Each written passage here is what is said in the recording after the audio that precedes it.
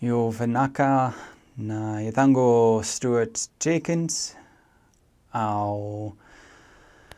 muli dava na nongu vosva viti vakalalai belata au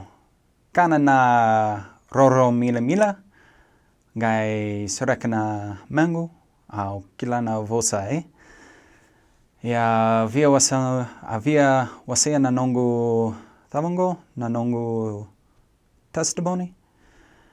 mambalata na kusipeli Jesu Kristo kina tavango na feivuke au thingoma mai na turanga ko Jesu Kristo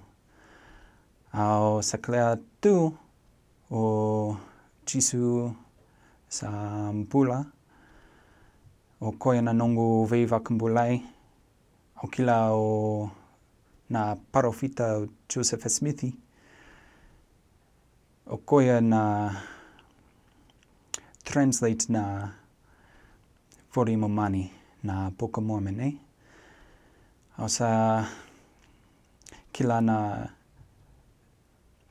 tamanda vakalo malangi o koia na nonda tamanda o koia nga na tamanda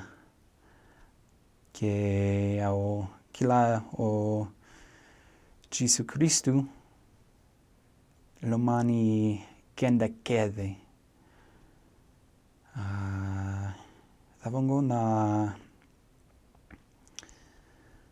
oveo tikinia ina yadi Jesu Kristu. Amen.